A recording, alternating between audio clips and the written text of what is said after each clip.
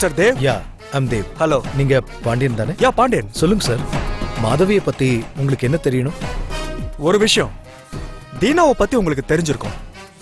மாதவி அவரோட வைஃப்னும் மனநிலை பாதிக்கப்பட்ட பொண்ணுன்னு அவர் என்கிட்ட சொல்லியிருந்தாரு. மாதவியை உங்க வீட்டுல நீங்க வச்சுக்கிட்டு அவர்கிட்ட ஒப்படைக்க மாட்டேன்றீங்களா? அவர் மனைவிய உங்ககிட்ட இருந்து மீட்டு அவர்கிட்ட ஒப்படைக்கணும்னு அவர் என்கிட்ட கேட்டுக்கிட்டாரு. அதனாலதான் மாதவியை பத்தி கேட்டு தெரிஞ்சுக்கலாம்னு உங்களை இங்க வர சொன்னேன். மாதவியை பத்தி முதல்ல சில விஷயங்கள் உங்களுக்கு நான் கிளியர் பண்ணணும். ஃபர்ஸ்ட் திங், அவ மனநல பாதிக்கப்பட்ட பொண்ணு கிடையாது. ரெண்டாவது, அவ கழுத்துல தாலி கிடையாது. தீனாதான் மாதவிய தன்னோட ஒய்ஃப்னு சொல்லிக்கிறானே தவிர மாதவி தீனாவை தன் ஹஸ்பண்ட்னு சொல்லிக்கவே இல்லை. தீனாங்கிற பேரை கேட்டாலே அவ பயப்படுறா சார். சின்ன வயசுலயே வீட்டை விட்டு போயிட்ட என் அத்தையோட பொண்ணுன்னு சொல்லித்தான் மாதவி எங்க வீட்டுக்குள்ள வந்தா. என் அத்தை மாமாவோட போட்டோ மட்டும்தான் அவகிட்ட இருந்தது. மற்றபடி அவதான் என் அத்தை பொண்ணுங்கிறதுக்கு எந்த ஆதாரமும் அவகிட்ட கிடையாது. அதனால அவளை என் சொந்தம்னு என்னால ஏத்துக்க முடியல. ஆனா தம் பேத்தின்னு என் பாட்டி அவளை ஏத்துக்கிட்டாங்க. பாட்டிக்காக நானும் அவளை சகிச்சு ஏத்துக்கிட்டேன். ஒரு நாள் தீனா நியூஸ் பேப்பர்ல கொடுத்திருந்த விளம்பரத்தை பார்த்துதான் மாதவி ஏற்கனவே கல்யாணமானவன்னு தெரிஞ்சுக்கிட்டேன். அந்த கோவத்துல தீனா கிட்ட அவளை ஒப்படைச்சிடலான்னு அவனை வீட்டுக்கே வர வச்சேன். அவன் வீட்டுக்கு வந்தது தெரிஞ்சு இவ வீட்டை விட்டே ஓடி போயிட்டா சார். அப்புறம்தான் தெரிஞ்சது என் பாட்டியே அவளை வீட்டுல மறைச்சு வச்சிருந்தாங்கன்னு. சார், ஆனா அவ பின்னாடி ஏதோ ஒரு பெரிய சோக கதை இருக்குன்னு பாட்டி சொன்னாங்க. நான் அதை கேட்டுக்கல. ஆனா தீனா என்ன வழி மறைச்சு, நீ மாதவிய உன் வீட்டுக்குள்ள மறைச்சு வச்சிருக்க, அவளை சொந்தமாக்கிக்க பாக்குற, அப்படி இப்படின்னு ரூடா ஒரு மாதிரி பேசினா சார். அப்பதான் தெரிஞ்சுக்கிட்டேன், மாதவி எப்படியோ, ஆனா தீனா தப்பான ஆள் சார். மாதவி எனக்கு பிடிக்கல சார்.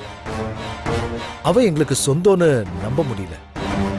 ஆனாலும் அவ சின்ன வயசு பொண்ணு, அடைக்கலம் தேடி எங்க வீட்டுக்கு வந்துட்டா. பாட்டி அவளை தம் பேத்தியாவே நம்புறாங்க. அவகிட்ட பாசம் காட்டுறாங்க. இந்த நிலைமையில தீனா கிட்ட அவளை நான் எப்படி ஒப்படைக்க முடியும் சொல்லுங்க சார்? இதான் சார், நடந்த எல்லாத்தையும் ஒண்ணு விடாம மறைக்காம நான் சொல்லிட்டேன். நீங்க எப்ப வேணாலும் கூப்பிடுங்க. உங்களுக்கு எந்த உதவியும் செய்ய நான் தயாரா இருக்கேன். எனக்கு எல்லாம் புரிஞ்சிருச்சு மிஸ்டர் தேவ். நீங்க சொன்ன மாதிரி தீனா கிட்ட தான் தப்பு இருக்கு. வெறும் கல்யாண போட்டோவை மட்டும் வச்சுக்கிட்டு ஒரு பொண்ணை சொந்தம் கொண்டாடுறது சரியில்லைதான். சரி தேவ், நான் அவங்கிட்ட பேசிக்கிறேன். அப்புறம் பவித்ரா உங்களை பத்தி நிறைய சொல்லியிருக்காங்க. நானும் உங்களை பத்தி நிறைய கேள்விப்பட்டிருக்கேன். நான் உங்களை நேர்ல சந்திச்சதுல எனக்கு ரொம்ப சந்தோஷம். Okay sir, with pleasure. நாம இனிமே அடிக்கடி சந்திக்கலாம். கண்டிப்பா ஃப்ரெண்ட்ஸா? டெஃபினட்டா தேவ். Okay okay.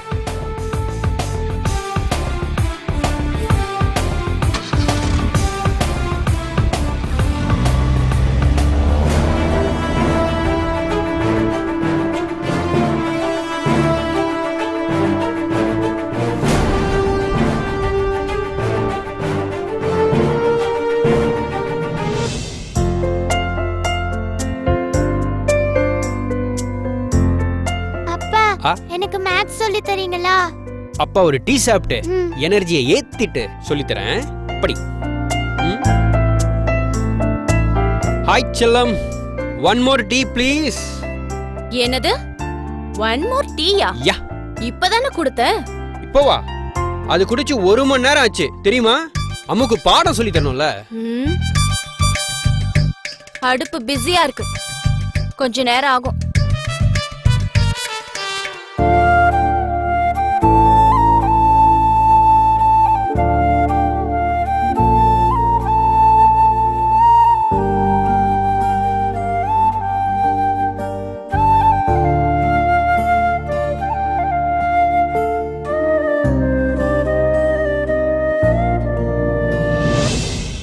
கொதிக்கிற பருப்பை இறக்கி வச்சுட்டு குடுக்கலாம்ல. இப்போ உங்களுக்கு டீ குடிச்சே ஆகணுமா? டீ குடிக்கிறது சாப்பிடுறது இதுலயே கவனமா இருங்க. வீட்ல என்ன நடக்குதுன்னு கண்டுக்கிறதே இல்ல. என்னத்த கண்டுக்கிறதே இல்ல. ஆ? நேத்து போன உங்க தங்கச்சி இன்னும் வீடு திரும்பல. அவ அண்ணன் தானே நீங்க? இதெல்லாம் கேட்க மாட்டீங்களா? வயசுக்கு வந்த ஒரு பொண்ணு ஒரு ராத்திரி வெளியே தங்கியிருக்கா, ஒண்ணு கிடக்கு ஒண்ணு ஆயிடுச்சுன்னா என்ன சொல்ற? ஆ? இப்படியே மரமண்டையா இருங்க. இங்க வந்தாங்களே பவி முதலாளியோட பாட்டி, ம். அவங்கள பாத்துக்கிறேன்னு ஹாஸ்பிட்டல்லயே நைட்டு பூரா தங்கிட்டா.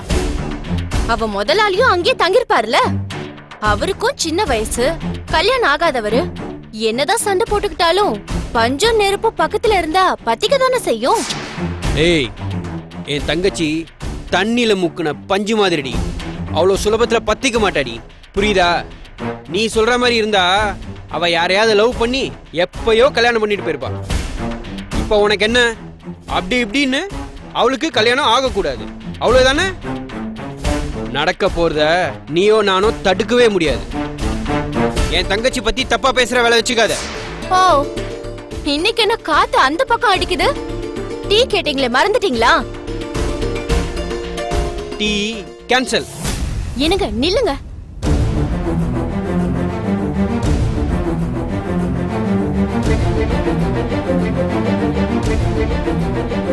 பா, வாமா வாமா வாமா. அந்த அம்மா எப்படிமா இருக்காங்க? நல்லா இருக்காங்கப்பா. டிஸ்சார்ஜ் பண்ணி வீட்ல விட்டுட்டு தான் வரேன். நீங்க சொன்னீங்கன்னு தான் போனேன். என்ன பார்த்ததுல உங்களுக்கு ரொம்ப சந்தோஷம்ப்பா. அதுவும் நைட்டு பூரா உங்க கூடவே இருந்தேனா ரொம்ப ரொம்ப சந்தோஷப்பட்டாங்க. முக்கியமா உங்களுக்கு தேங்க்ஸ் சொல்ல சொன்னாங்கப்பா. இதுல என்னம்மா இருக்கு? அவ்வளோ பெரிய மனுஷி நம்ம வீடு தேடி வந்திருக்காங்கன்னா அவங்க மனசு கோணாம இருக்கணும்னு நான் நினைச்சேன். எப்படியோம்மா நீ அவங்க பக்கத்திலேயே இருந்து கவனிச்சுக்கிட்ட, எனக்கு ரொம்ப சந்தோஷம்மா. அப்புறம்ப்பா, இன்னொரு குட் நியூஸ் இருக்கு. என்னம்மா? ஆபீஸ்ல நடந்த இன்சிடென்ட்ஸ்க்குலாம் எம்டி சாரி கேட்டாரு.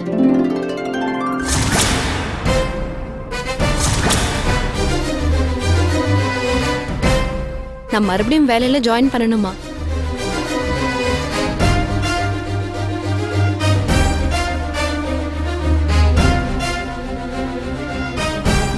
பாட்டி மூலமா கேக்கும்போது முடியாதுன்னு என்னால மறுக்க முடியலப்பா. சரின்னு ஒத்துக்கிட்டேன்.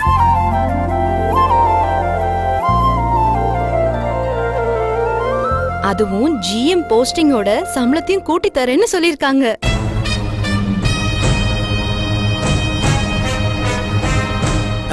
கங்க்ராச்சுலேஷன்ஸ்மா. தேங்க்ஸ்பா.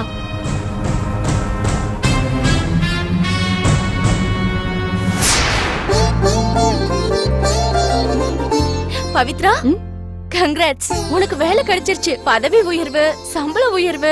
ஆமா, உனக்கு எவ்வளவு சம்பளம் கிடைக்கும்? ப்ரமோஷன் கொடுக்கும்போது யாரா சம்பளத்தை பத்தி பேசுவாங்களா? கங்க்ராட்ஸ் பவி. தேங்க்ஸ்ண்ணா. கங்க்ராட்ஸ் அத்தை. தேங்க்யூடா குட்டி. பவித்ரா,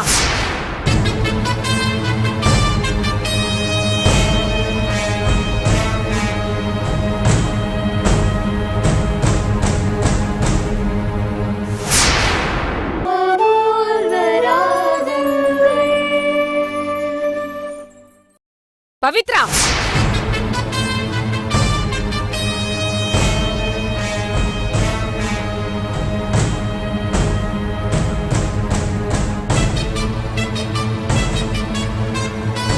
எல்லாரும் சந்தோஷமா இருக்கீங்க, ரொம்ப ரொம்ப சந்தோஷமா இருக்கீங்க போல இருக்கு. ஆனா நாங்க சந்தோஷமா இல்லையே. யார் நீங்க? யார் நீங்களா? என்ன உனக்கு தெரியாது, ஆனா உன்னை பத்தி நான் இப்ப நல்லாவே தெரிஞ்சுக்கிட்டேன். நீ அடிக்கிற மாதிரி அடி, நான் அழற மாதிரி அழறேன். அந்த ஆளை ஜெயிலுக்கு அனுப்பிட்டு உன்னை ஜிஎம் ஆக்கிடுறேன். வெளியே தப்பா தெரியக்கூடாதுங்கிறதுக்காக இப்போதைக்கு வேலையை ரிசைன் பண்ணிடு, மறுபடியும் ப்ரமோஷனோட வேலைக்கு சேர்த்துக்கிறேன்னு அவர் சொல்லிட்டாரு. நீயும் செஞ்சிட்ட, அப்படித்தானே? அப்படி இப்படின்னு முதலாளிய மயக்கி உனக்கு பதவி உயர்வு கிடைச்சிடுச்சு. ஆனா அதுக்கு ஏன் புருஷனை பலிக்கடா வாக்கி ஜெயிலுக்கு அனுப்பிட்டியேடி.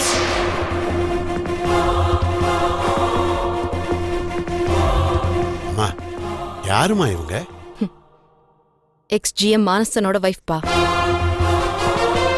ஏமா, உங்க புருஷன் பண்ண தப்புக்கு வீடு புகுந்து என் பொண்ணு திட்டுவீங்களா? என்னது? ஏன் புருஷன் தப்பு பண்ணாரா? அந்த ஆபீஸ்ல அவருக்கு எத்தனை வருஷம் சர்வீஸ் தெரியுமா உங்களுக்கு? மானஸ்தன்னு பேருக்கு தகுந்த மாதிரி வாழ்ந்தவருங்க அவரு. அவரை மாட்டி விட்டதுனால எங்க மானம் மரியாதை எல்லாமே போச்சு. நடக்க இருந்த என் பொண்ணோட கல்யாணமே நின்னு போச்சுங்க. அதனால அவ பைத்தியம் பிடிச்ச மாதிரி வீட்டுக்குள்ளேயே முடங்கி கிடக்குறா.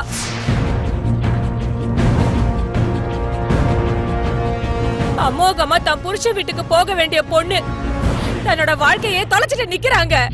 எல்லாம் உங்க பொண்ணால தாங்க.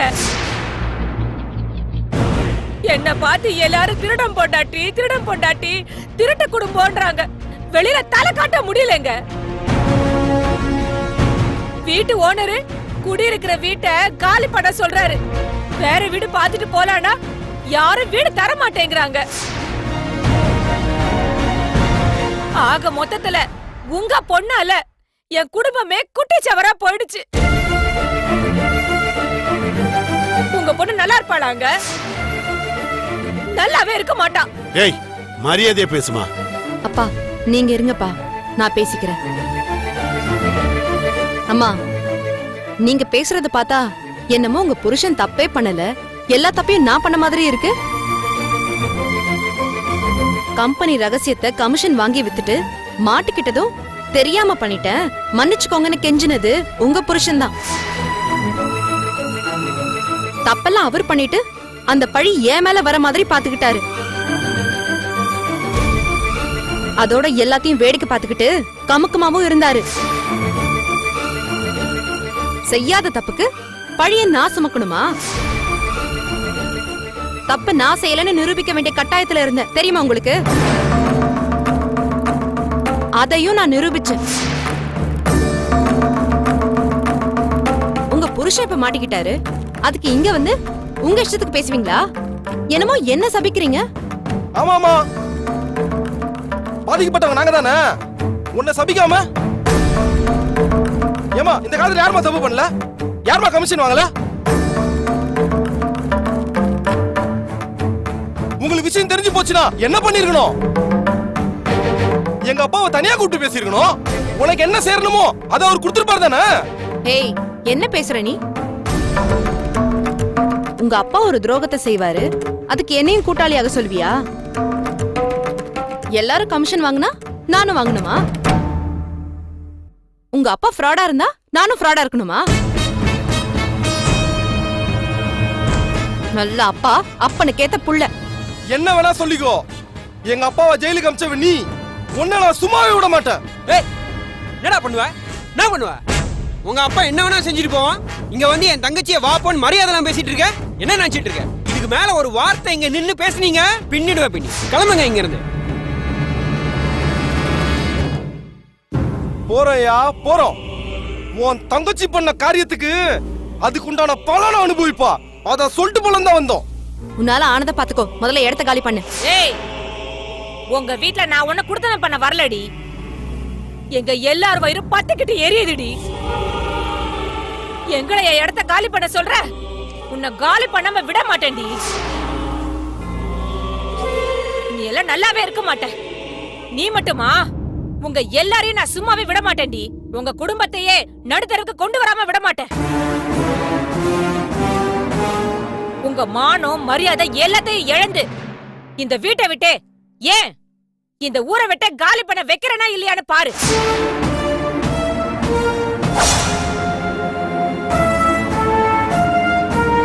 அடுத்த வேளை சோத்துக்கே வழி இல்லாம அலைய போறீங்கடி.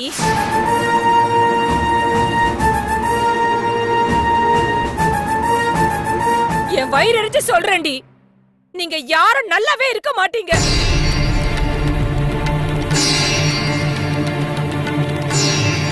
என் பொண்ணு வாழ்க்கைய முடக்கிட்டீங்கல்ல, என் பொண்ணு வாழ்க்கைய கெடுத்துட்டீங்கல்ல. உனக்கெல்லாம் கல்யாணமே ஆகாதுடி.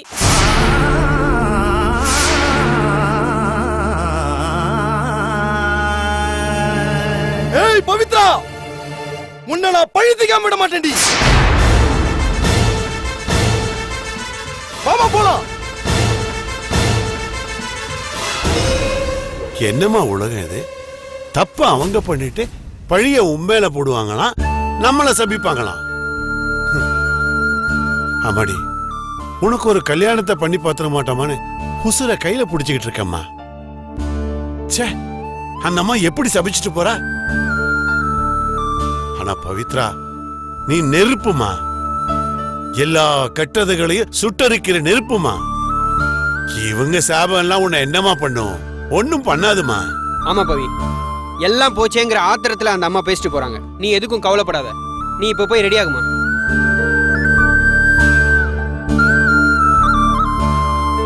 வாமா.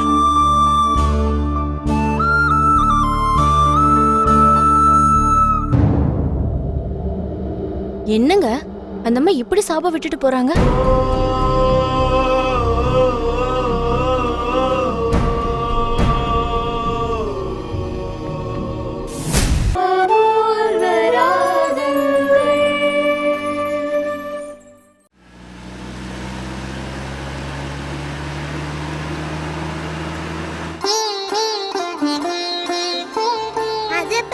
பாட்டியும் மாமாவும் ஏய் இருக்காங்க. ஆமாடா, அவங்க எதுக்காக வந்திருக்காங்க? உன்னை பார்க்க தான் வந்திருப்பாங்கடா. அன்னைக்கு வீட்ல சண்டை போட்ட மாதிரி சண்டை போடுவாங்களா? சே சே, அப்படியெல்லாம் சண்டை போட மாட்டாங்கடா. அவங்க உன்னை பார்க்கிறதுக்கு தான் வந்திருப்பாங்க. ஸ்கூலுக்கு போய் யாராவது வருவாங்களா? வந்திருக்காங்களே, உன்னை பார்க்கிறதுக்காக தான் வந்திருக்காங்க. போய் பார்க்கலாமா? சரிடா.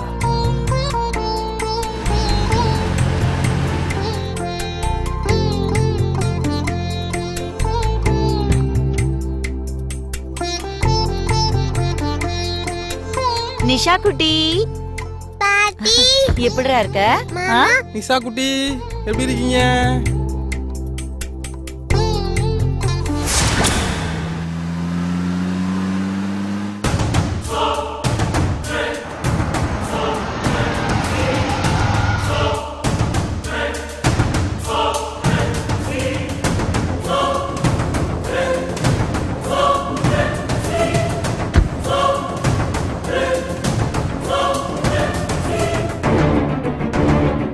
ஏய், யாருன்னு பாத்தீங்களா? அண்ணே, நம்ம இன்ஸ்பெக்டர். தான் சொன்னேன்.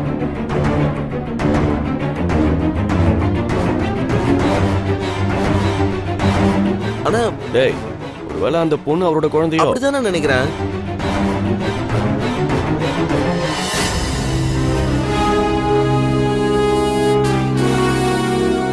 என்னத்த இந்த பக்கம்? ஒண்ணும் இல்ல மாப்பிள, இந்த பக்கமா வந்தோம். சாரி மாமா, அன்னைக்கு இந்திராவை அடிக்க கை வாங்கிருக்க கூடாது. குரு, அது முடிச்சு போன விஷயம். தப்பு இந்திரா மேலே இருந்துச்சு. நீங்க போனதுக்கு அப்புறம் வீட்டுல வச்சு அவளையும் நான் சத்தம் போட்டேன்.